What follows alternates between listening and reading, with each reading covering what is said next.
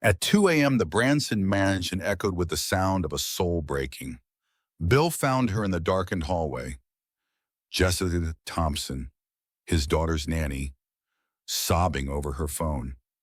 On the screen, a photograph of Clara, laughing and alive. Jessica looked up, and Bill saw it in her eyes. The same desperate grief he carried every day. "Jessica," he whispered, "whose daughter are you mourning?"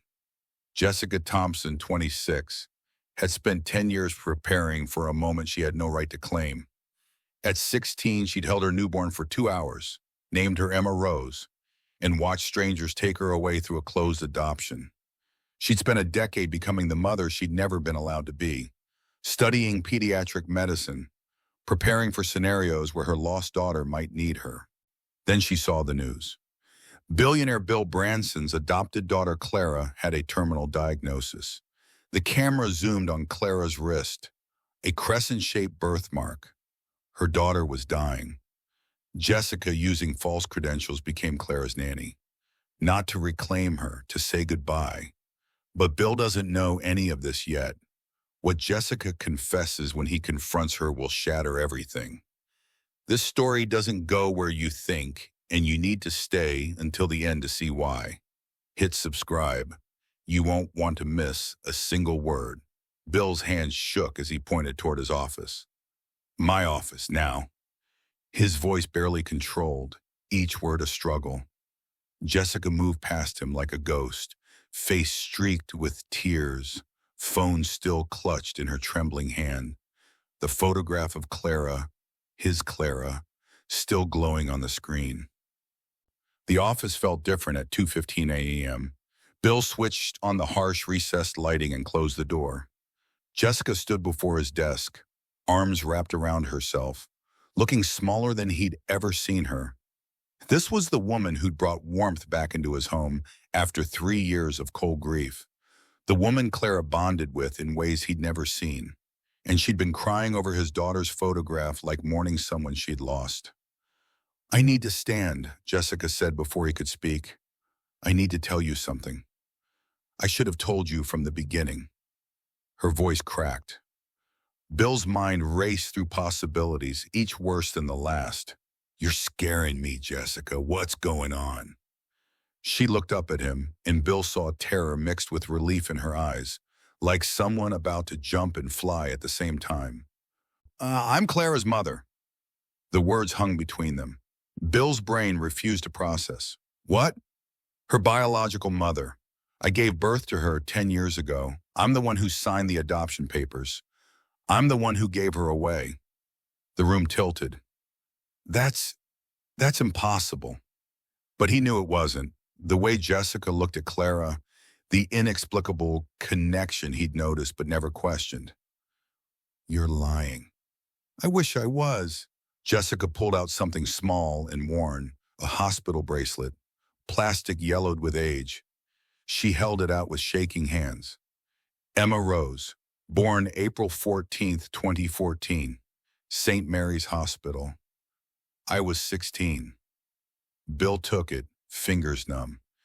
April 14th, 2014, Clara's birthday, the same hospital. Emma Rose, the name on the original birth certificate he'd forgotten. Clara had always been Clara. His wife had died, holding their adopted daughter just hours after bringing her home, her heart giving out from undiagnosed hypertension.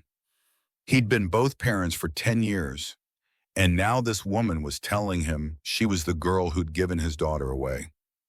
"I held her for 2 hours," Jessica whispered. "That's all they gave me. I counted her fingers, her toes. I kissed that birthmark on her wrist. I named her Emma Rose. Then they took her away, and I never saw her again, until 3 months ago." Bill's mind flashed to the press conference, going public with Clara's diagnosis. The camera zooming in on Clara's brave smile, her small hand waving, her wrist visible. "The birthmark," Bill breathed. "You saw the birthmark. I've spent 10 years imagining where she was, who was loving her, if she was happy. Then I saw her on the news, saw that she was sick, that she was..." Jessica's voice shattered. That she was dying, and I couldn't stay away. I know I had no right. I know what I did was unforgivable, but I needed to see her, to make sure she was loved, to be near her while I still could. Bill's phone rang, shattering the moment. Mercy General Hospital. His blood turned to ice. He answered, already moving. This is Bill Branson. Mr. Branson, Claire's had an episode. Her oxygen levels dropped. We've stabilized her, but we need you here. I'm on my way. Bill grabbed his keys, mind splitting, one half focused on Clara, the other reeling from confession. Jessica was already at the door, face pale. Please, she said, please let me come with you. Bill looked at her, really looked. This woman who deceived him, lied on her application, wormed into their lives under false pretenses. This woman who was also the 16-year-old girl who'd given up her baby for a better life. This woman who'd spent a decade becoming someone who could save a child she'd never know. This woman who loved Clara with desperation that matched his own. I don't even know who you are, Bill said, the words like ash. Because the terrible truth was, he did know. She was Clara's mother, and he had no idea what to do with that. He walked out, leaving the question unanswered. Behind him, he heard her footsteps, quick, quiet, following him the way she'd followed Clara for 10 years. From a distance in shadows, loving someone she had no right to claim. The mansion door closed behind them both. The drive to Mercy General took 12 minutes that felt like 12 hours. Bill's hands gripped the steering wheel, knuckles white. Jessica sat silent except for occasional sharp breaths that told him she was crying. He didn't look at her. Couldn't. If he did, he'd have to acknowledge that the woman beside him had given birth to the little girl he was racing to reach. The hospital swallowed them in fluorescent brightness and antiseptic smell. A nurse met them at the pediatric wing. She's stable now, Mr. Branson. Oxygen levels are back up. Bill didn't wait. He moved down the hallway with Jessica a step behind. Always a step behind, until they reached Clara's room. Through the window, his daughter, small and pale against white sheets, oxygen tube beneath her nose, chest rising and falling. Asleep, safe, alive. Dr. Mehta stepped out, closing the door quietly. Her oxygen saturation dropped to 84%. We've increased her flow and she's responding well. But Bill, the pause said everything. These episodes are going to become more frequent. Bill nodded because words wouldn't come. The doctor left them standing in the hallway like strangers at a funeral. The waiting room was empty at 3 a.m. Blue plastic chairs, outdated magazines, silent television. Bill sank into a chair, every ounce of energy draining. Jessica sat 2 chairs away, close enough to share the vigil, far enough to respect the chasm between them. Silence stretched between them. Bill stared at his hands, the same hands that had held Clara minutes after his wife died, that had raised her alone for 10 years. Hands that couldn't fix what was broken inside her. Why didn't you tell me? The question came out quieter than he intended, Jessica's voice barely a whisper. Because I didn't come here to take her back. I came here to watch her be loved. I came here to say goodbye. You saw the diagnosis on the news. I saw the birthmark on her wrist. Jessica's hands twisted in her lap. I kissed that birthmark the day she was born. It was the last thing I did before they took her away. Crescent-shaped, just below her thumb. I've spent 10 years wondering if she still had it, if the people who adopted her even noticed. Bill closed his eyes. He'd kissed that birthmark 1,000 times. Had never thought it meant anything except that Clara was uniquely, perfectly herself. My wife died giving birth to her. The words came out raw. Not giving birth, we adopted Clara the day she was born. And my wife's heart just stopped. Undiagnosed hypertension. She held Clara for maybe an hour before she collapsed. I've been both parents for 10 years, and now you're telling me I've never been her only parent? You've been everything I couldn't be. Jessica's voice broke. I just wanted to be near her, to make sure she was loved, to see that I made the right choice. And when I saw how you were with her, how patient you are, how you read her the same story every night because it makes her feel safe, I knew. I knew I'd made the right choice. You've been watching us for 3 weeks, every moment I could. Jessica wiped her eyes.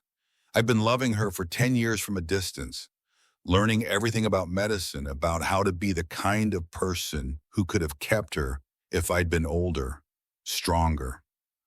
And you've been loving her up close, actually being her parent. Bill's voice cracked. We're both losing her. The words hung between them, the terrible truth underneath everything. Jessica had found Clara only to watch her die. Bill had been her father for 10 years, only to watch time run out. Jessica moved closer, not touching, but close enough that Bill could feel her presence. 2 parents, both broken, both helpless. I'm sorry, Jessica whispered. I'm sorry I lied. I'm sorry I gave her away. And I'm sorry I came back. And I'm sorry that loving her hurts this much. Bill looked at her then, really looked. Red, swollen eyes, pale exhaustion, shaking hands. She looked exactly how he felt. How long have you known she was sick? Since the day you announced it. 3 months. And you've been preparing to say goodbye for 3 months while I've been pretending there's still hope. There's always hope, Jessica said, but neither of them believed it. Silence again, but different now. Less like strangers and more like soldiers in the same war, both knowing they'd lose but showing up anyway. She can't know, Bill finally said. Not yet, I need to think. I need to figure out what this means, how to tell her, if I even should tell her. Jessica nodded, tears sliding down her cheeks. Whatever you decide, I just want to be near her. However you'll let me. Bill stood, exhausted to his bones. Through the window, sun starting to rise, pink and gold against the sky that didn't care his world was falling apart. Let's go see if she's awake. They walked back to Clara's room together. 2 parents who loved the same dying child, bound by grief and secrets, and the impossible question of what came next. They brought Clara home just after dawn. She'd woken confused, asking why she was at the hospital again. Bill carried her to the car while Jessica gathered discharge papers. Clara fell asleep against his shoulder during the drive, her breathing steady but labored. Every breath a countdown he couldn't stop. Now Clara was back in bed, Jessica sitting beside her like she'd done every night for 3 weeks. Bill retreated to his study as the sun painted the sky gold and pink. He locked the door and stood in silence before moving to the filing cabinet he rarely opened.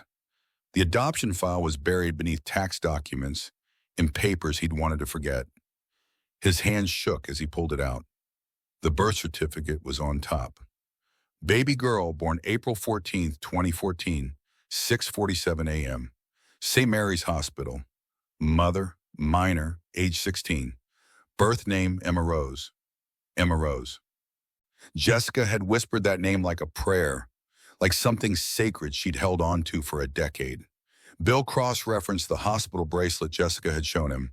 St. Mary's Hospital, April 14, 2014. The plastic worn from being handled for 10 years. The only proof Jessica had ever held her daughter. He pulled up adoption agency records on his computer. Closed adoption. Birth mother's parental rights terminated. No contact permitted. They told him it was for everyone's protection. They told him it was better this way. But Jessica had found her anyway, through a press conference and a birthmark and love that refused to stay buried. It's all true, Bill whispered. Every word, every impossible claim. She was Clara's mother. Bill pulled up the mansion's security system, scrolling through the past 3 weeks. He'd watched this footage before looking for misconduct, but now he watched with different eyes. Jessica's first day, entering Clara's room, hand covering her mouth, tears streaming before she touched anything. Bill had thought she was overwhelmed by luxury. Now he saw the truth. She was seeing her daughter's room, the life her baby lived without her. Another clip. Jessica braiding Clara's hair. Bill had noticed how good she was at it. Now he saw her hands trembling, lips pressed together holding back sobs. She was touching her daughter's hair, making up for 10 years of missed mornings. The bedtime story clip made his chest ache. Jessica reading the same book Bill read every night, Clara's head on her shoulder, making up for lost time. And there, the clip that broke him. 2 nights ago, Jessica entering Clara's room during a nightmare. Bill had been working, hadn't heard Clara crying, but Jessica had. She'd held Clara, whispered until nightmares stopped, then stayed. Fallen asleep in the chair, hand resting near Clara's shoulder, close enough to comfort, not close enough to presume. She never stopped being a mother, Bill realized. She'd given Clara away but never stopped being her mother. He switched to live feed. 6 a.m., Jessica awake in Clara's room, just watching her sleep. Her face peaceful for the first time since Bill found her in the hallway. Like this was all she'd wanted, just to be near her daughter, just to watch her breathe. Bill made a decision. He called Jessica's number, watched on camera as she startled, stepped into the hallway so she wouldn't wake Clara. "Hello?" Cautious. "You can stay," Bill said. The words felt like surrender and relief. "Clara doesn't know, not yet. I need time to figure out how to tell her, if I even should, but you can stay. I need to see who you really are. I need to see if you're here for her or for yourself." Long silence, then quietly, "Thank you. I won't let you down."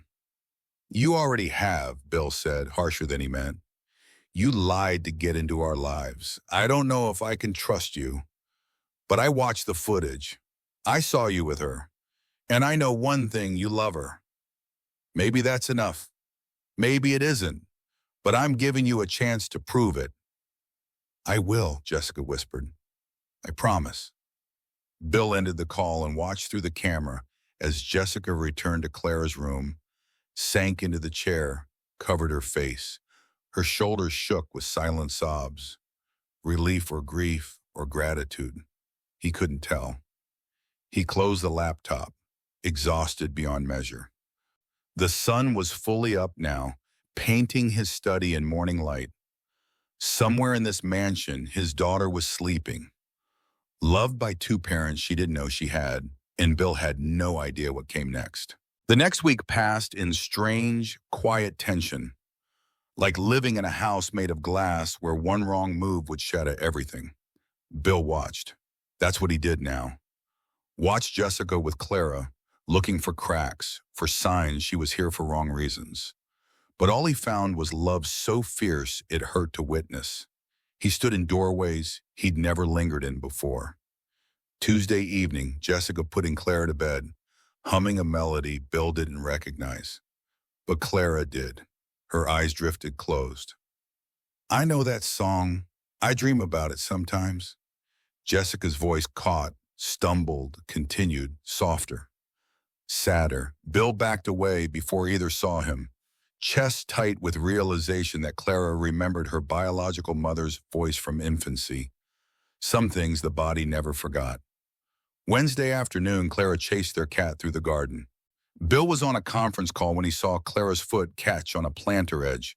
She pitched forward toward the stone pathway. Bill's hand moved toward his phone when Jessica appeared from nowhere, catching Clara mid-fall, absorbing impact with her own body.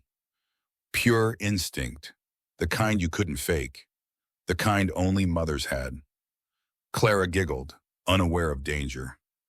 Jessica held her longer than necessary, hands checking knees, elbows, back of head, medical assessment disguised as comfort. Bill watched Jessica's hands shake after she let Clara go, adrenaline crash written across her face. Thursday morning, Bill found Jessica in the kitchen preparing Clara's medications.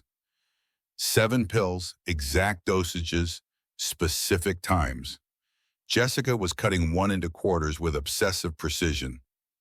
"The pharmacy does that," Bill said. Jessica startled. "I know."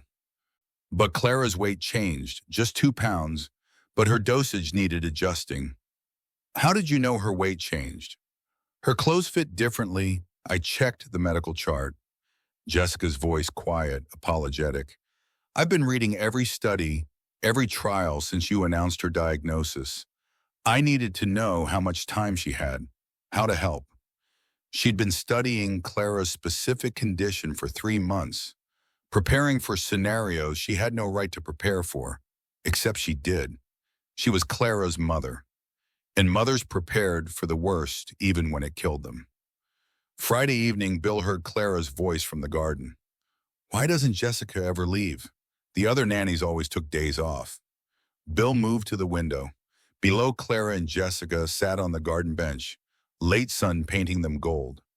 "I like being here," Jessica said. "Well, she looks at me like Grandma looks at old photographs," Clara continued, her observation cutting to truth. "Like she's trying to remember something. Daddy, I love her. Is that okay?" Jessica's composure cracked. Her hands clenched. She looked away before answering. "Of course it's okay, sweetheart. Love is always okay." That night, late, Bill found Jessica in the garden again. Same bench, face in hands, crying silently, careful not to wake Clara, not to disturb anyone, not to take up space she thought she didn't deserve. He almost left, but then he remembered earlier that day, a conversation he'd overheard. Clara had asked, "Jessica, why don't you have kids? You'd be a really good mom." Long silence. Then Jessica, barely audible, "I did have a child once, a little girl. I had to give her to someone who could love her better than I could." "That must have been so hard," Clara said with wisdom of children who'd faced mortality. "But I bet she knows you loved her. I bet she knows you were trying to do what was best." Bill had watched Jessica break apart, watched Clara, his daughter, their daughter, wrap small arms around Jessica and hold her while she sobbed. Clara offering forgiveness. Jessica couldn't give herself. Clara absolving her of a sin that had never been a sin at all. Now, standing in dark garden, Bill finally understood. Jessica hadn't come to take Clara back. She'd come to witness the miracle she'd made possible, that a terrified girl's impossible choice had given Clara a life full of love. She'd come to see her daughter was happy, that giving her away had been right, even though it destroyed her. Bill's wall, the one he'd built after his wife died, the one keeping everyone distant, began to crack. Because what his money never bought, what he could never give Clara, was sitting on that bench. Someone who'd die for Clara. Someone who'd already given up everything for her once and was preparing to do it again. Bill turned and walked back to the house, leaving Jessica to her grief. But something had shifted. Tomorrow, he thought. Tomorrow he'd figure out what came next. Tomorrow came with sunshine and Clara's laughter in the garden. Bill was in his study, smiling at the sound, when the laughter stopped. Cut off mid-breath. He was at the window before his brain caught up, and what he saw turned his blood to ice. Clara was on the ground, body rigid, lips turning blue. Jessica was already running, moving faster than Bill had ever seen anyone move. He was at the door, down the stairs, but Jessica was already there, had Clara on her side, fingers checking her airway. "Call 911, Jessica said, voice utterly calm. "Tell them 10-year-old female, terminal pulmonary condition, respiratory distress, and possible seizure. Tell them to bring pediatric oxygen." Bill's hands shook as he dialed, Jessica's words coming out of his mouth. He couldn't look away from Clara, his little girl, lying too still on the grass. Jessica counted under her breath, checking pulse, pupils, fingernail color. her hand steady, her voice steady, everything steady while Bill's world fell apart. Pulse thready, respiratory rate shallow. Come on, sweetheart. Breathe for me. The ambulance arrived in 7 minutes that felt like 7 hours. The paramedics took one look at Jessica's positioning of Clara and nodded. You medical? Studied pediatric emergency medicine, Jessica said, never taking her eyes off Clara. She has idiopathic pulmonary fibrosis. This is her second acute episode this week. Second? Bill's mind reeled. They loaded Clara into the ambulance. Bill moved to climb in, but Jessica was already there. Already had Clara's hand in hers. The paramedic looked at Bill. You can ride up front or follow. Bill looked at Jessica holding his daughter's hand, at Clara's fingers curled around Jessica's even unconscious. I'll follow. He drove on autopilot, mind replaying what he'd seen. Jessica's immediate response, her calm competence, her knowledge. She'd moved like someone who'd trained for this, like someone who'd been preparing for a decade. At the hospital, they rushed Clara to emergency. Bill and Jessica were relegated to the waiting room. Same fluorescent lights, same smell of fear. But this time, Bill sat next to Jessica instead of 2 chairs away. How did you know what to do? Jessica's hands shaking now, steady calm crumbling. I've spent 10 years preparing for a call I'd never get. I studied pediatric emergency medicine, childhood illness, hospital protocols, CPR, advanced life support. I imagined every scenario where she might need me, even though I had no right to be there. But I couldn't stop. She was out there, and I needed to be ready. Bill stared. You said this was her second episode. Tuesday morning. Minor. Her oxygen dropped while sleeping. I heard her breathing change on the monitor, elevated her head, gave her the emergency inhaler.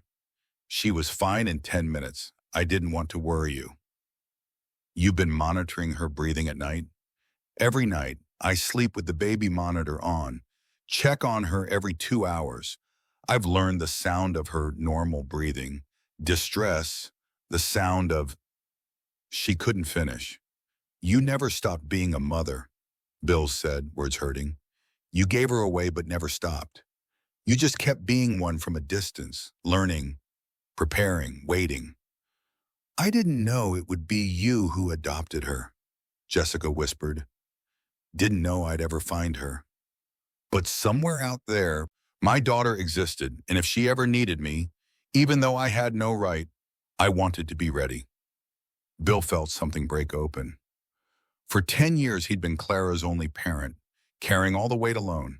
And the whole time, Jessica had been out there learning medicine she'd never use, preparing for scenarios that would never come, loving a child she'd never see again, except she had, and she'd been ready. We're both her parents, Bill said, words feeling like truth and surrender. We've both been loving her alone. You for 10 years from a distance, me up close. And we're both losing her. Jessica turned to him, and Bill saw his own grief mirrored.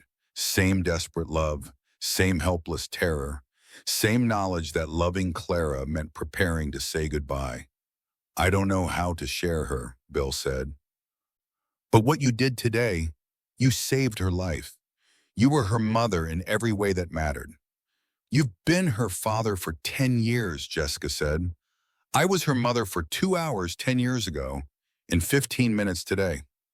We both count. For the first time since finding Jessica in the hallway, Bill reached out and took her hand. I don't know what this looks like, but Clara needs both of us, and maybe we need each other. They sat there, 2 parents holding hands, both crying, both terrified, both loving the same little girl, fighting for her life behind closed doors. When Dr. Mehta finally emerged, they stood together. 2 parents, 10 years of loving the same child alone, and they just held hands. If you're feeling this, comment below. Would you have given up your baby at 16 or kept them no matter what? This community gets it. You belong here. Clara came home 3 days later, weaker but alive. The doctors had adjusted her medications and sent her home with oxygen tanks that sat in her bedroom corner like silent sentinels counting down time. Bill carried her upstairs while Jessica followed with equipment, and neither mentioned how light Clara felt, how her breathing sounded like wind through broken glass. Clara was confined to bed rest. She accepted it with patience that broke Bill's heart, patience of a child who'd learned fighting her body was useless. Jessica barely left her side. Bill would find them reading, playing quiet games, Jessica braiding Clara's hair with hands that trembled when she thought no one watched. Thursday afternoon, Clara asked the question that changed everything. Bill was bringing lunch when he heard Clara's voice through the half-open door. "Jessica, why do you look at me like that?" "Like what, sweetheart?" Jessica's voice carefully neutral.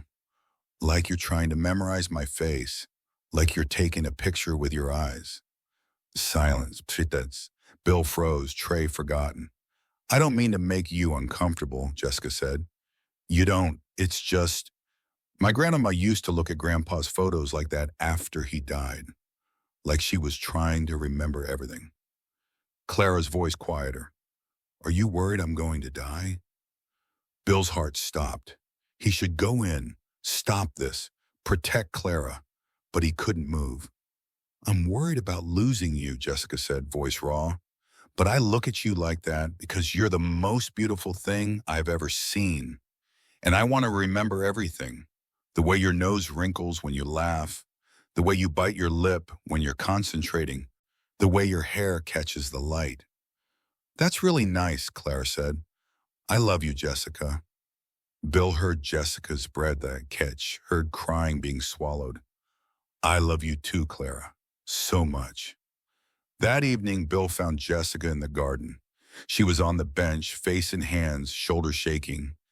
Bill sat beside her, didn't speak at first, just sat while she cried. "She knows," Jessica finally said. "She knows she's dying. She's 10, and she knows she's running out of time." "She's known for a while," Bill said. "She's smarter than both of us. Braver, too. Every time I braid her hair, I think this might be the last time," Jessica whispered. "Every time I read her a story, hear her laugh, I'm counting, memorizing, trying to hold on to moments already slipping away. Every time I tuck her in, I count how many more times I might get to do it." Bill's voice cracked. "The doctors said months, maybe 6, maybe less. I count every goodnight kiss and wonder which will be the last." They sat and shared grief, both counting finite moments, both loving the same child slipping through their fingers. "She deserves to know," Jessica said. "She deserves to know she was loved enough to let go and loved enough to come back. She deserves to know she has 2 parents who would die for her." Bill had known this moment was coming. What if it hurts her? What if knowing you gave her away, that you're her biological mother? What if that's too much to carry right now? What if not knowing hurts her more? Jessica turned to him, tears streaming. "What if she spends the rest of her life, however long that is, wondering why I look at her this way? What if she dies never knowing the first person who loved her came back? That I never forgot her? That giving her away destroyed me, but I do it again because it gave her you?" Bill closed his eyes. Every instinct screamed to protect Clara, to shield her from complicated truths. But safety was an illusion. Clara was dying. Maybe the only thing he could give her was truth. "How do we tell her?" he asked. "We tell her the truth," Jessica said. "That I was 16 and terrified and wanted her to have a better life. That I held her for 2 hours and spent 10 years wondering if I'd made the right choice. That I saw her on the news and couldn't stay away. That she has a father who's raised her with everything he has, and a mother who's loved her from a distance with everything she is." Bill looked at Jessica, really looked. This woman who'd given up her daughter, who'd spent a decade preparing for scenarios she'd never face, who'd come back to say goodbye, who loved Clara with fierceness that matched his own. "Tomorrow," Bill said, We'll tell her tomorrow, together. Jessica nodded, fresh tears falling, together. They sat as the sun set, two parents preparing to tell their daughter a truth that would change everything, both terrified, both knowing it was right. Inside, Clara was sleeping, loved by two parents she didn't yet know she had, running out of time neither could stop. Tomorrow, everything would change. Tomorrow, they would tell her the truth. Tomorrow came with afternoon sunlight through Clara's window, painting everything gold that felt too beautiful for what they were about to do. Bill and Jessica stood outside Clara's door, neither wanting to knock, both knowing they had to. Bill finally opened it. Clara was in bed, coloring book across her lap, oxygen tube beneath her nose. She looked up and smiled, and Bill's heart cracked at the trust in that smile. Trust they were about to test. "Can we talk to you about something?" Bill said. Clara's smile faded. She'd learned too young to read weight in adult voices. "Is something wrong?" "No." Bill sat on one side of her bed, Jessica on the other. "Clara, there's something important we need to tell you about Jessica." Clara's face went pale. "Is she leaving?" "No, sweetheart, I'm not leaving," Jessica said quickly. "But I haven't been completely honest about who I am." Clara frowned, confused. "A long time ago, when I was very young, I had a baby." Jessica's voice trembled. "I loved her more than anything, but I was 16 and alone, and I couldn't take care of her the way she deserved." Clara's eyes widened. Bill saw her mind working. "So I made the hardest choice I've ever made. I let another family love her, a family who could give her everything I couldn't. I held her for 2 hours, then let her go." Silence before the wave crashes. Clara looked at Jessica, then Bill, then back. Bill watched, understanding dawn. "That baby was you, Clara," Jessica whispered.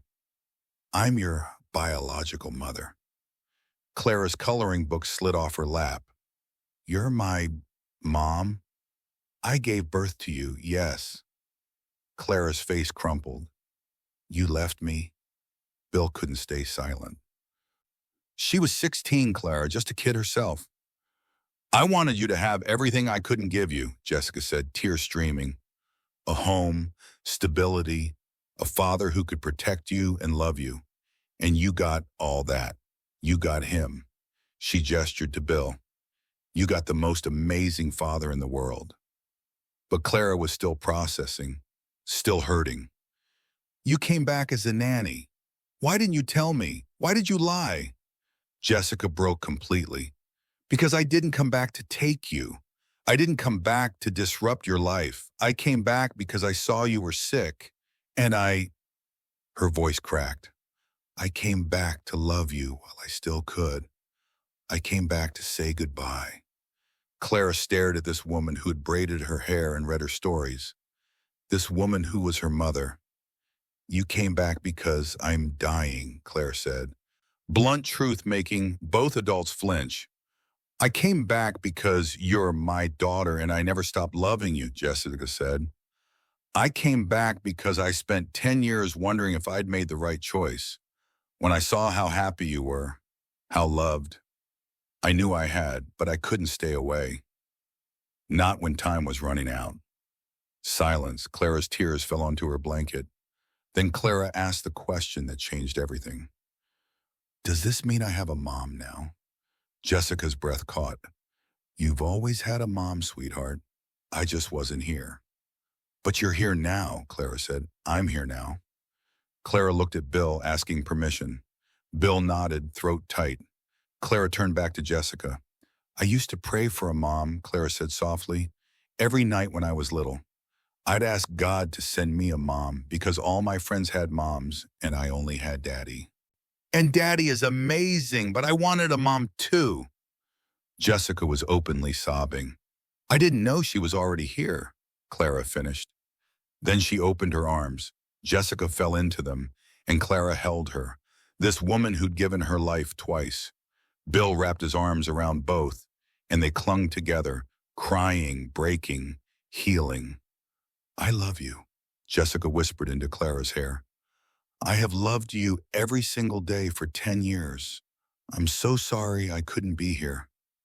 You're here now, Clara said, like it was the only thing that mattered. You're here now, and that's enough. They stayed like that. Three people who'd been broken apart finding their way back together. A father who'd raised a child alone, a mother who'd loved from shadows, a daughter loved by both without knowing it. When they pulled apart, Clara was smiling through tears. So I have two parents now? You've always had two parents, Bill said. You just didn't know it. Clara looked between them, and in her eyes was peace Bill hadn't seen in months. I'm the luckiest girl in the world, she said. And despite everything, the terminal diagnosis, the borrowed time, the grief waiting, Bill believed her. Because in that moment, with three of them together, broken family made whole, it felt like truth. For 3 days, they existed in a bubble of peace too fragile to last. Clara called Jessica Mom with tentative joy. Jessica moved into the guest room closest to Clara's. They were a family, unconventional, broken in places, but whole in ways that mattered. The bubble burst Tuesday afternoon during Clara's tutoring session.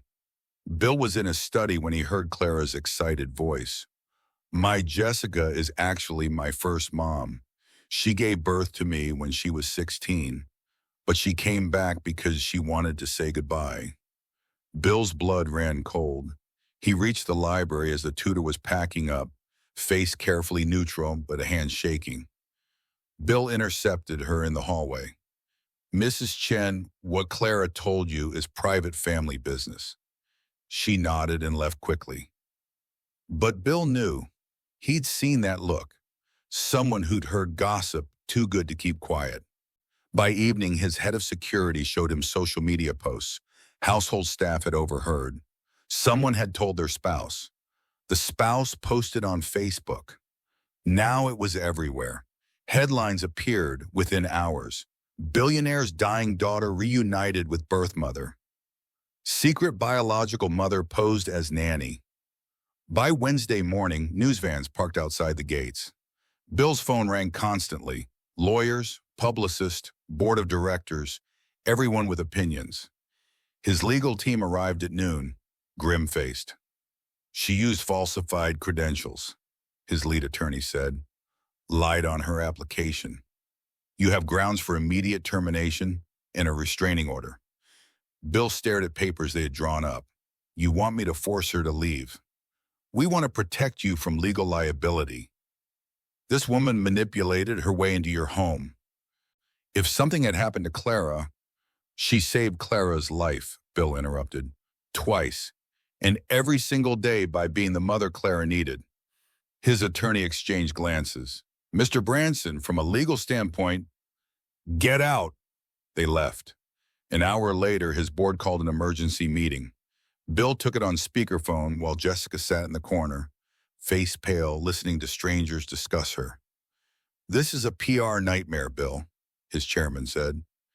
Media is framing it as exploitation. You need to terminate her immediately.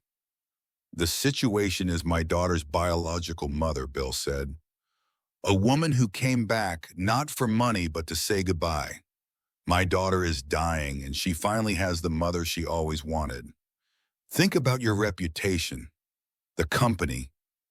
I'm thinking about my daughter, Bill said, and ended the call. He found Clara in her room, Jessica reading to her, both pretending they couldn't hear protesters outside the gates. Clara looked up, eyes terrified. Daddy, are you going to send Jessica away? Bill's heart broke. No, sweetheart. Everyone's saying you should. They said she lied. Clara's breathing got faster, oxygen monitor beeping as her levels dropped. Please don't send her away. I finally have a mom. Jessica was already there with the emergency inhaler, helping Clara breathe, whispering calm while tears streamed down her face. Bill watched them together and something crystallized. That night, after Clara fell asleep, Bill stood in her doorway watching. Clara was in the middle of her bed, one hand stretched toward where Bill usually sat, the other toward where Jessica had been, even in sleep, trying to hold on to both of them. Bill gestured for Jessica. Together they watched their daughter sleep. "I can leave," Jessica whispered. "If it's hurting you or the company, I'll go. I'll stay nearby, visit when you allow, but I won't destroy your life." Bill looked at this woman who had spent 10 years becoming the person who could save a child she'd never know, who'd learn medicine and protocols just in case, who'd come back not to take Clara, but to love her, who'd given up her daughter once for a better life and was offering to do it again. "I've spent 10 years buying Clara everything money could buy," Bill said quietly. "Best doctors, best schools. I thought providing was enough. You spent 10 years becoming the mother she would need. Learning, preparing, loving from a distance. You had nothing to give except yourself, and that was everything." "Bill, tomorrow morning I'm holding a press conference. I'm telling the world Clara has two parents who love her, that you're not a scandal, you're her mother, and anyone who has a problem with that can go to hell." Jessica's hand flew to her mouth. "Your company, your reputation, means nothing compared to the time I have left with Clara. She wants you here. She needs you." His voice cracked. "So do I." They stood together watching Clara sleep between where they would both sit. Outside, Media Circus raged. Inside, a family chose love over everything else. Tomorrow, Bill would face the world. Tonight, he stood guard with Jessica over the daughter they both loved, united in purpose, bound by grief, made whole by choosing love over anything else. The press conference was scheduled for 10 a.m. Bill stood before the bathroom mirror at dawn, practicing impossible words. Behind him, Jessica sat on his bed edge, hands clasped so tightly her knuckles were white. "You don't have to do this," she said for the 10th time. "Yes, I do," Bill said. "For Clara, for you, for myself." At 9:30, they wheeled Clara downstairs. She'd insisted on coming, wore her favorite yellow dress, despite being so weak she could barely sit up. This was Clara's story, too. She deserved to be part of telling it. The mansion's drawing room transformed into Media Circus. Cameras, reporters, thick anticipation. Bill took his place at the podium with Jessica on one side, Clara in her wheelchair on the other. He looked at his daughter, brave, dying, and she nodded. Permission. 10 years ago, Bill began, voice steady despite shaking hands. A 16-year-old girl made the most selfless choice a mother can make. She gave her baby to strangers because she loved her too much to give her anything less than everything. 3 months ago, that same woman made the bravest choice a mother can make. She came back, not to reclaim her child, but to say goodbye. The room silent except camera shutters. Bill looked at Jessica, saw tears, and continued. "Today, I'm making the only choice a father can make. I'm giving my daughter both her parents for whatever time she has left." He pulled out papers his lawyers had drawn up that morning. "Jessica Thompson has full legal parental rights, not because she demanded them, but because my daughter deserves to be loved by everyone who wants to love her. Family isn't about blood or money. It's about who shows up, who stays, who loves." A reporter shouted, but Bill held up his hand. "Clara has something to say." Clara leaned forward, oxygen tube visible, voice weak but clear. "I used to pray for a mom every night when I was little. I didn't know she was already here, loving me from far away. Now I have two parents who love me, and I'm the luckiest girl in the world." The conference dissolved into chaos, shouted questions, camera flashes. But Bill had said what he needed. He wheeled Clara out through the back, Jessica following, driving away from Circus towards something Clara had been asking about for weeks. The beach was 2 hours away. Clara slept most of the drive, head on Jessica's shoulder. They arrived at sunset, sky painted pink and gold. Bill carried Clara down to the sand while Jessica brought a blanket and oxygen tank. "The beach is empty." Just three of them in waves and fading light. It's perfect, Clara whispered, face radiant despite exhaustion. Everything I imagined. They built sandcastles with Clara directing from the blanket between them. Collected shells Jessica promised to turn into jewelry. Watched waves crash and retreat, like breathing, like borrowed time slipping away. I'm the luckiest girl in the world, Clara said as sun touched horizon. I have two parents who would die for me. Bill looked at Jessica over Clara's head, this woman who'd given him the greatest gift and spent 10 years becoming worthy of receiving it back. Their eyes met, shared grief and love passing between them without words. Clara fell asleep as the last light faded, one hand in Bill's, one in Jessica's, breathing steady.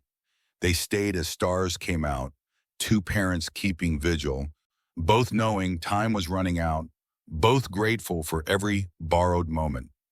Thank you for sharing her with me, Jessica whispered. Thank you for giving her to me, Bill whispered back, and thank you for coming back.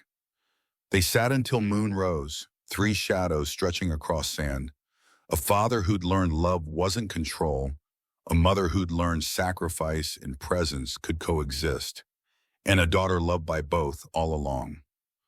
4 months later, those same shadows would gather one last time, not on a beach, but in a cemetery. Bill and Jessica would stand at Clara's grave, his hand on her shoulder, her hand covering his, two parents united in grief and love. Clara had lived every one of those months knowing she was loved by two parents. She died holding both their hands, the luckiest girl in the world until the very end. Because motherhood isn't who raises you, it's who loves you enough to do what's right, even when it destroys them. Fatherhood isn't biology, it's showing up every single day. And family isn't blood, it's the people who hold you together when everything falls apart. Bill and Jessica learned that lesson the hard way, but in learning it, they'd given Clara something money could never buy, a complete family for whatever time she had left. And that, in the end, was everything. Thank you for staying until the very end.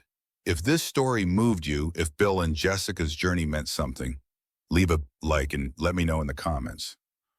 What's the most powerful sacrifice you have ever witnessed? Subscribe for more stories about love, loss, and impossible choices.